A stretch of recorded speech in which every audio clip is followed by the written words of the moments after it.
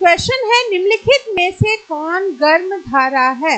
Option में है Falkland धारा, दूसरा है ब्राजील धारा, तीसरा है लैब्राडोर धारा और चौथा है कनारी धारा। तो आपको आंसर देना है। आंसर देने से पहले अगर रट रखा है तो ठीक, जिन्होंने रट नहीं रखा है तो वो ये जगह देखिएगा कि कहाँ पे लैब्राडोर है, कहाँ पे कनारी द्वीप है, कहाँ पे ब्राजील है, कहाँ पे फॉकलैंड है। तो अगर आप इन द्वीप और देशों तक पहुंच जाएंगे तो उनकी लोकेशन देख करके आप पता लगा सकते हैं कि ये गर्म होगी कि ठंडी होगी। और इस चैप्टर से चाहे वो आपका IAS हो, चाहे आपका PCS हो, SSC हो या वनडे एग्जाम्स हो, सभी में इससे क्वेश्चन पूछे जाते हैं। तो इसका जो राइट आंसर है, अगर हम लोकेशन को देखें तो सीधे आप आंसर लगा सकते हैं ब्राजील को, कि ब्राजील जो है वो गर्म जल धारा वाला, ब्राजील धारा गर्म जल धारा वाली धारा होगी, क्योंकि ब्राजील जो है वो आपका गर्म क्षेत्र में यानी 0 डिग्री के आसपास पड़ता है। लोकेशन एक बार देख लेते हैं। तो यहाँ पे देखिए ब्राजील का क्षेत्र ये है, कनारी द्वीप यहाँ पे है, उसका क्षेत्र कनारी धारा का ये पड़ेगा, लैब्राडोर धारा का क्षेत्र ये वाला पड़ेगा, और फॉकलैंड का जो क्षेत्र पड़ेगा, फॉकलैंड द्वीप यहाँ पे है, यहाँ पे नहीं है।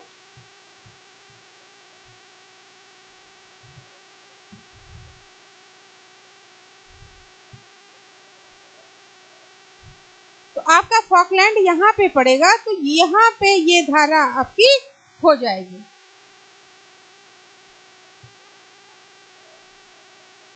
ऐसे ही बेटा याद करना है। तो बार बार मैं बोलती हूँ कि अगर आप ज्योग्राफी के स्टूडेंट हैं तो अपना मैप वर्क आप तैयार रखिए। मैप से ही आप कई सारी चीज़ें अपने सॉल्व कर लेंगे, क्योंकि ये सब चीज़ें रटने वाली नहीं होती हैं। अब धाराएं क्या हैं? या चलने वाली हवाएं ही तो धाराएं हैं जो समुद्र में चलती हैं।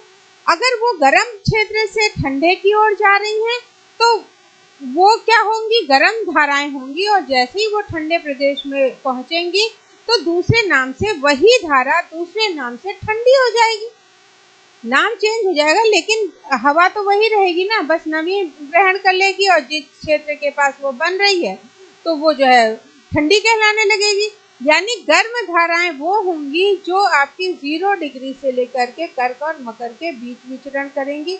उसके बाद की जितनी धाराएं होंगी वो आपकी ठंडी धाराएं हो जाएंगी। और याद करने का सही तरीका क्या है कि आप जो है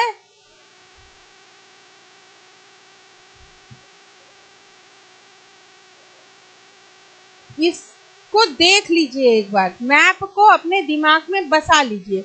0 डिग्री, ये देखिए 0 डिग्री के पास वाला या विषुवती धारा, क्योंकि विषुवत वृत्त का जो क्षेत्र है वो गर्म होगा, तो यहाँ जितनी भी धाराएं या हवाएं बहेंगी वो आपकी कैसी होंगी? गर्म ही होंगी। फॉकलैंड यहाँ पे है तो फॉकलैंड धारा हो गया, ब्राजील यहाँ पे है तो ये ब्राजीलिया धारा हो गया। अब इसको हमने गर्म क्यों कहा? देखो ये निकल रहा है बीच से, हमने क्या कहा था कि 0 डिग्री बीच से गुजर रहा होगा, ठीक है। ये देखो 0 डिग्री ये बीच से निकल रहा है कि नहीं निकल रहा है? यहाँ ये ब्राजील वाला क्षेत्र तो गर्म होगा, ठीक है। और ये कर्क रेखा आपकी नीचे आ रही है, मकर रेखा और इधर ऊपर कर्क रेखा। विषुवत विपरीत धारा, दक्षिणी विषुवत धारा या अंगुलास धारा, वेनेजुएला धारा देख लीजिए, ये सारी गर्म हो जाएंगी आपकी। हम्बोल्ट धारा गर्म हो जाएगी क्योंकि ये गर्म क्षेत्र से। कनारी धारा क्योंकि ऊपर से नीचे आ रही है, कनारी द्वीप यहाँ पे है उसी के नाम से कनारी, तो कनारी धारा ये आपकी क्या हो जाएगी? ठंडी हो जाएगी। तो जो ऐसे चलेंगी वो गर्म, जो ऊपर से नीचे आ रही है वो ठंडी। लैब्राडोर धारा, अब लैब्राडोर यहाँ पे है तो लैब्राडोर धारा आपकी क्या है? जब इधर आ रही है तो जाहिर सी बात है ऊपर से नमी लेके आ रही है तो ये ठंडी होगी। तो क्या इसको रटने की जरूरत है? क्यों बच्चों? तो जितनी भी लाल रंग की होंगी वो गर्म, और जो जितनी भी आपकी नीले रंग की है वो ठंडी।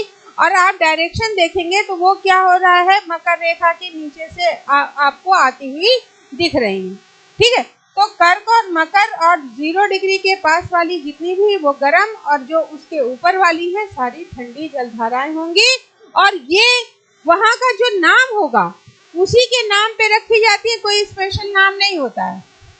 जैसे फॉकलैंड है तो फॉकलैंड से गुजर रही है तो फॉकलैंड धारा, लैब्राडोर से गुजर रही है तो लैब्राडोर धारा। ठीक है, तो ये भी ध्यान रखिएगा।